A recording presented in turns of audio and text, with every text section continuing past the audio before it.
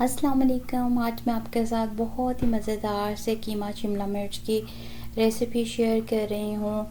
बच्चे ईद का गोश्त और कीमा पसंद नहीं करते खाना, तो अगर आप उनको इस तरह से शिमला मिर्च में डाल के बना के देंगे तो वो ज़रूर खाएंगे इंशाल्लाह।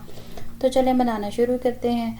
मैंने यहाँ पे 1/4 कप ऑयल में एक प्याज जो है वो काट के शामिल किया है। जब इसका कलर थोड़ा सा चेंज हो जाएगा ट्रांसपेरेंट सा, तो इसमें मैंने 1 टेबलस्पून भर के लहसुन कुटा हुआ शामिल किया। इसको हम थोड़ा सा भून लेंगे।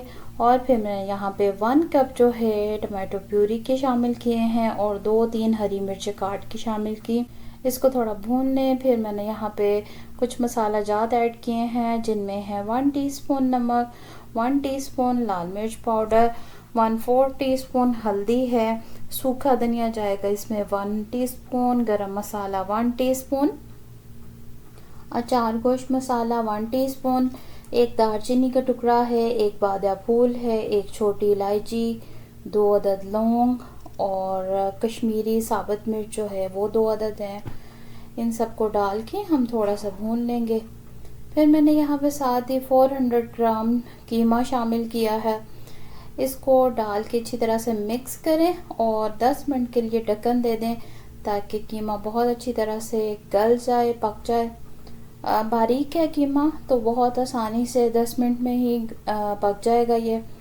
और फिर इसका ढक्कन खोल के मैंने इसको 2 खाने के चम्मच दही के साथ भून लिया थोड़ा। और साथ ही इसमें 4 अदद शिमला मिर्च मैंने शामिल की हैं, वो भी ऐसे लंबाई के रुख में मैंने काट ली थी, जूलियन कटिंग। और फिर मैं इसको अच्छी तरह से मिक्स करके 5 मिनट के लिए ढक्कन दिया ताकि शिमला मिर्च थोड़ी सी सॉफ्ट हो जाए। जैसे ही मैंने ढक्कन दिया तो इसने शिमला मिर्च ने अपना पानी छोड़ा है। अब मैं वो पानी सारा खुश्क कर लूँगी, अच्छी तरह से भुन भी जाएगी शिमला मिर्च। और फिर यहाँ पे ऑयल आना ऊपर शुरू हो गया है, तो मैंने यहाँ पे इसको डिश आउट करके हरी मिर्च से गार्निश किया।